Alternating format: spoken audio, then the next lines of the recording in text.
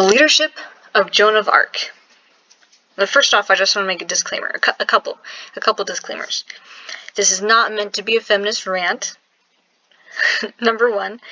And number two, this is not meant to promote any set of beliefs. However, God will be mentioned more than once during this presentation, because whether or not a person believes Joan was a madwoman, you still cannot get through talking about her without mentioning, or at least referencing God in some way.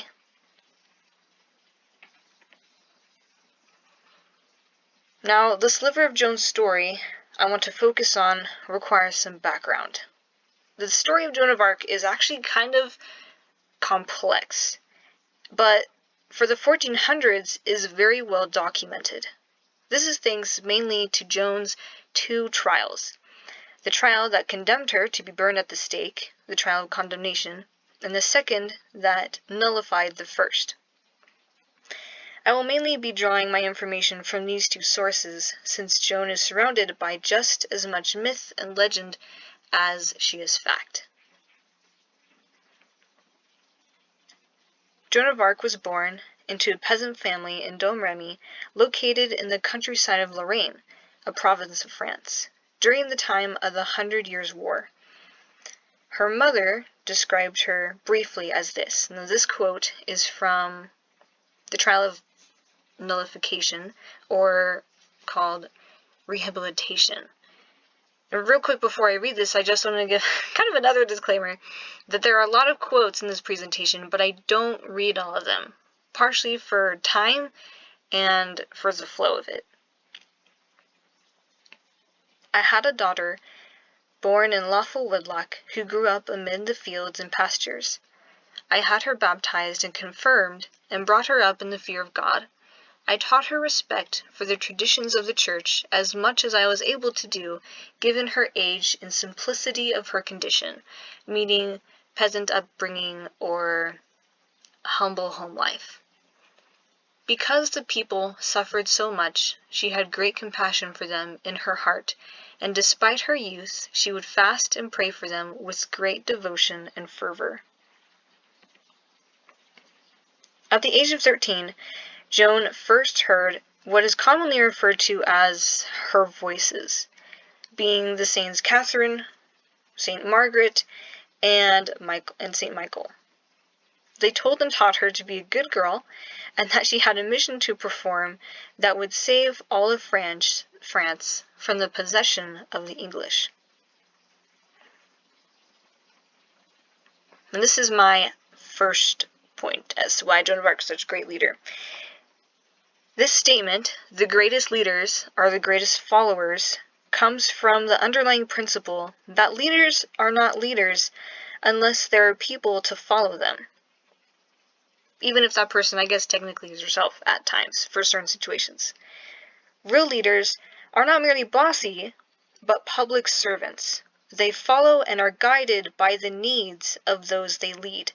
Now, for Joan, this statement can also be taken very literally in the case of listening to the inspirations that she received from her voices. Now, at the age of 17, Joan is told that it is finally time to move forward with her mission. Again, we're going to skip a whole lot of stuff. Sorry, the story's really great, but gotta go. The first step in this mission was to visit the local military official Robert de Baudricourt and obtain an escort to see her to the Dauphin. Now, Dauphin is a term that is used by the French, basically meaning Prince Regent or Crown Prince. Now, and when Joan first went to see Robert de Baudricourt, she told him about her mission and what she needed from him, and that she was sent by God, and him and his table laughed her away.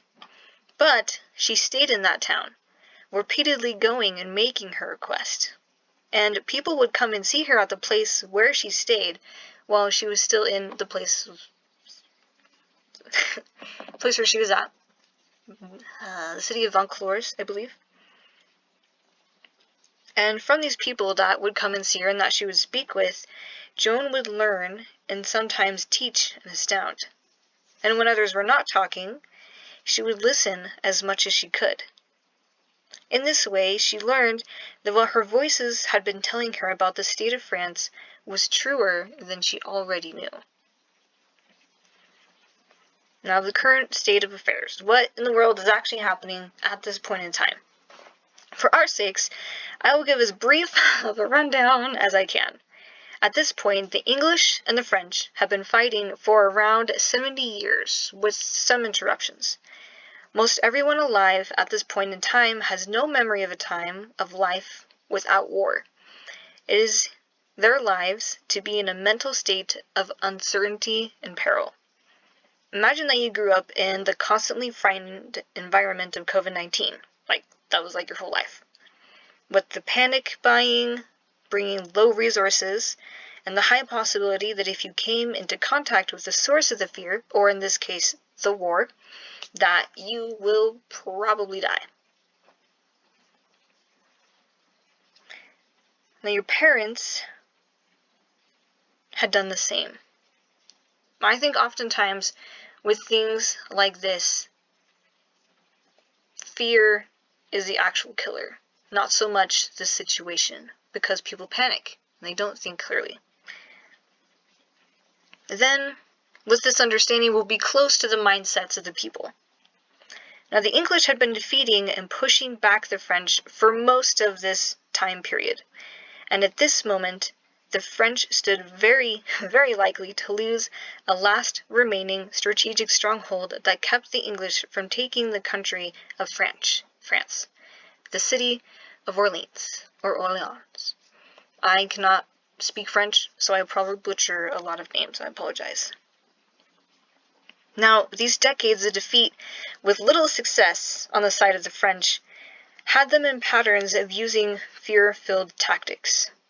There was little offensive courage left in the small drafted army, and when they did attack, it was brief and with little hope. So the numbers of field skirmishes and battles and attempts to gain any ground were steadily adding up. The country had no king to look to and was politically and thus structurally falling apart. Now, coming back to the current time. At this point, then comes a village maid, Joan, who cannot read or write, but has a fiery determination with a staggering claim that divinity is on their side. She knows nothing beyond her faith, homely crafts, and the grapevine of the countryside as to the goings-on of the outside world, which was always about the war, along, of course, with what her voices told her. But there she was, before the local military captain, remember Robert de Baudricourt, and those in the place she stayed at. Now, eventually, Joan did receive her escort from Robert and traveled to Chinon, where the Dauphin, remember Crown Prince, was hiding, and did receive an audience with him. With everyone that she came in contact with, she was firm in determination and consistent about who she was and what she was sent to do. If you do not believe in anything, then do you live? You must believe in something, hopefully something greater than yourself. It gives your actions confidence, meaning, and greater purpose. If that greater thing is yourself, then perhaps you make no mistakes. We see this in all great leaders throughout history. For George Washington, it was the belief in liberty, of a free government. Gandhi believed in peace without violence. For Abraham Lincoln, a unified nation. Louis Pasteur, the conquering and prevention of disease. For each of these people, there was purpose. Their purpose was thought of as highly unlikely with the odds stacked against them, or impossible.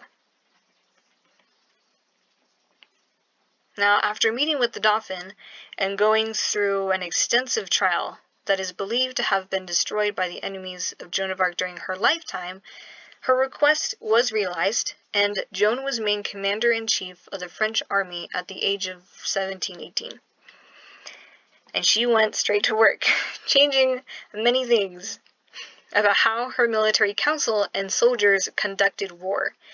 This first point is one of my personal favorites, and it may seem ridiculous to some, but a lot of what Joan did in regard to the soldiers was to change their fearful souls into nobler and courage-filled hearts, if she were to effectively lead her army to do what she believed they must do. This leads me to believe that Joan understood that battles were won or lost before the first sword was drawn. Now, this is one of the quotes I will be reading, partially because I think it's a really funny story. She would have no women in her army. One day, near Chateau Thierry, seeing the mistress of one of her followers riding on horseback, she pursued her with her sword. I just think that's super hilarious, but without striking her at all. Both gentleness and charity, she told her she must no longer be found amongst the soldiers, otherwise she would suffer for it. Now, after the massive initial sweep of clearing out all these women, I should also mention that during this time it was very customary and normal for there to be like an army and then a random flock of prostitutes to just like follow them everywhere. I don't know why that was a thing, but it was. Now, after a massive initial sweep of clearing out all these women, Joan brought in a group of monks to hold Mass and present the Eucharist, or sacrament, to the soldiers, and made confessions available to those who so chose. Admittedly, today, you probably couldn't really get away with this sort of thing, but understand that back then, these were seriously pious times, and also very superstitious. If one believed that doing or holding certain things gave them power, then in their hearts it did, and it made them all the firmer in mind because of it. This is exactly what Joan needed her soldiers and captains to become. Now, answer me this. Would you prefer to be led by someone who you trusted to be good and valiant, or someone with a questionable character? Even if she did not prove completely successful in stopping the sadly dark habits of some of her soldiers, they knew that she acted as she professed to be.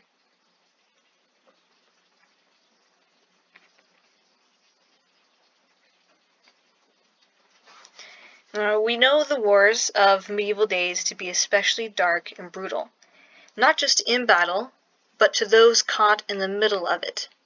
Armies ravaging conquered strongholds or passed by villages for valuables and much-needed resources.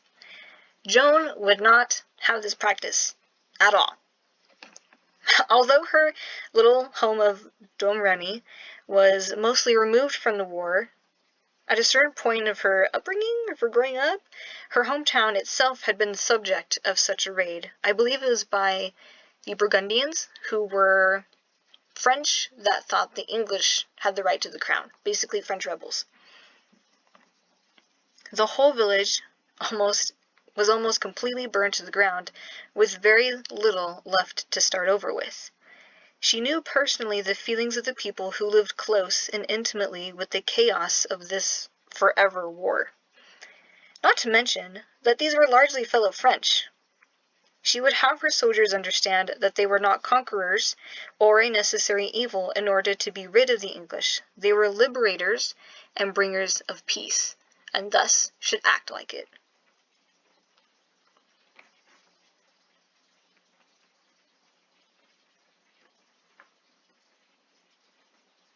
Now, this next part is kind of solid opinion, a personal interpretation, if you will. But I think it is important to recognize that the lives under your command are your most important resource, and call for leadership. Before each encounter with the English, Joan would request that they leave peacefully, while assuring them that if they would stay, they would be defeated. I just think that's so funny.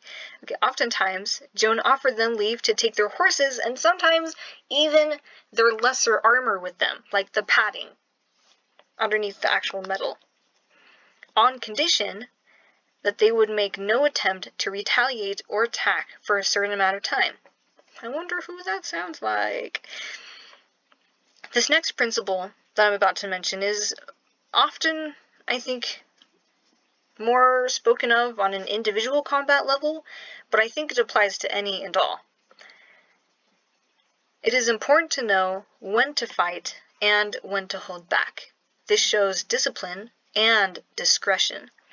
It also gives your followers the confidence that you will only press hard when it is necessary and likely to succeed. Now remember, for the French, who were so used to losing, this was very important. And this goes back to that belief principle that we talked about closer to the beginning. It had fresh recruits coming to join her army wherever she went. As a little quick note, Joan had hardly any conscription policies, because as they would travel, peasants and all the levels of society would just come and join. And so when they started out, they had maybe a fifth of the size that they ended up by the time they got to their first spot, which I believe was Orleans. It's very cool. Now, the most outwardly thing that Joan accomplished was the actual fulfillment of her mission, to break the siege of Orleans, whatever have you, to have Prince Charles VII, or the Dauphin, crowned as the rightful King of France at Reims, and thus provide the means of saving France. Once considered impossible, Joan did break the siege of Orleans and penetrated through all the strongholds on her way to Reims. The biggest way she did this was by flipping upside down the current French tactics, which at the time, as kind of already mentioned, involved long stalemate sieges or small harassive skirmishes. She took these and just made them into full assaults that would go from morning till either the walls were taken or night fell. Now, oftentimes, all these battles were within a couple hours or a single day, which is also pretty miraculous for that time.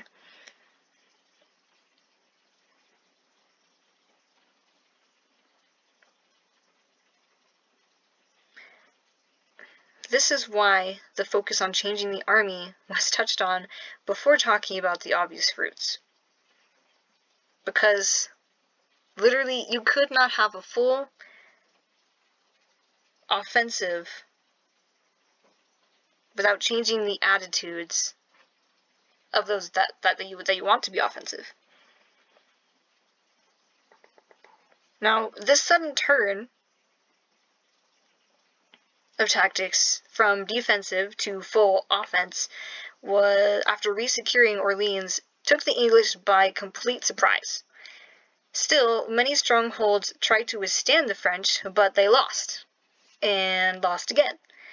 Stories of the Maid, spread by plentiful survivors. Haha, we see what you did there. It's like she had her own propaganda team, honestly. Letting people survive and then letting them go, and then they would go on and spread stories.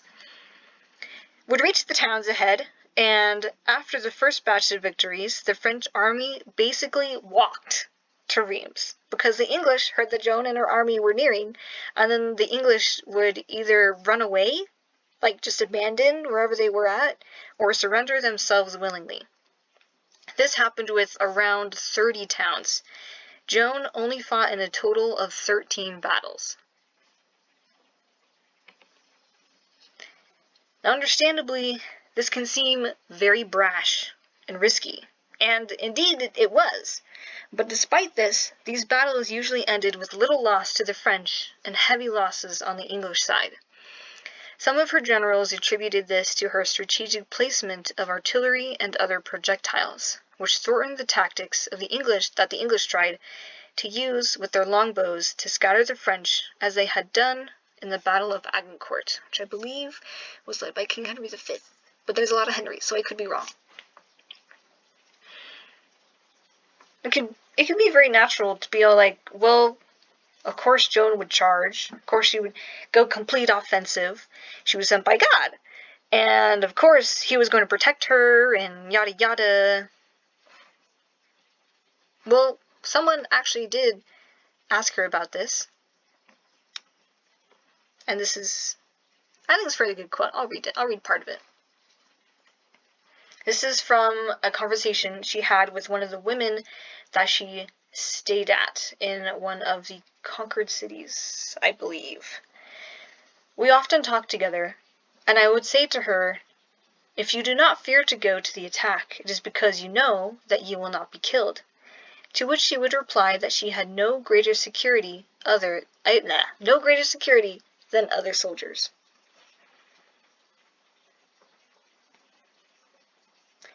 This new way of fighting was puzzling and worrisome to the generals at first, because this was like their lives. They were raised to fight this war, and then in comes this young, short maid that doesn't know anything, and she's like, "We're gonna do this," and they're all like, "No, you can't do that. That's stupid." And so they pushed or tried to reason against the orders that she gave them at first, when she first became commander-in-chief of the French army. And Joan would counsel with them, and also, at first, allow them to make their longer preparations or plans. However, Joan wised up fairly quickly. There is a case early in her career, as it is sometimes called, where the generals, blatantly tricked her into going one way on their way to a town instead of the more direct way that Joan had put forward.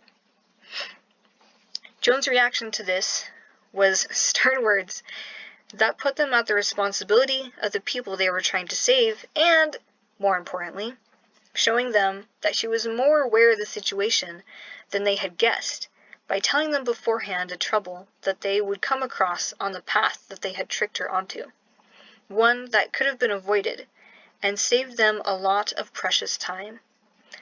Joan's reoccurring acuity, consistent character, and success because of it gained her the confidence and adoration of her fellow commanders. This went leagues in further securing the loyalty of her men at arms.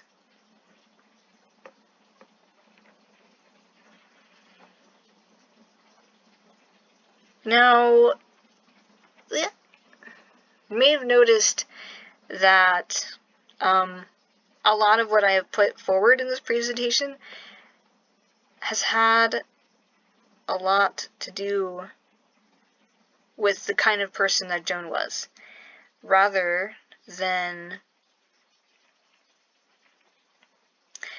speaking of specific battles or concrete ideas. I mentioned something similar to this before, but 90% of leadership, at least to me, is character. I think this because you can have someone who knows the battlefield of an office or the battlefield of a political area like the back of their hand, but they will have very few true followers unless they can align themselves with something that is good, something that is greater than they are. Hopefully. Today her story, at least as we understand it, still inspires and transforms people today. That is the real leadership to me that Joan displays. She transformed herself, and that example continues to transform others, to help them see that it is possible for one to press forward past the impossible, and that fears only have the amount of power that you give them. I hope this has been informative. It's definitely longer than I was hoping, but thankfully not as long as I feared it would be. And this has been pretty fun to put together, and that concludes my presentation. Now there are 2 more slides with honorable mentions from the trial of condemnation, but they're not part of the actual thing, so if you want to just stop the video, that would be fine. But I just thought the quotes were so awesome, I had to put them in there somewhere.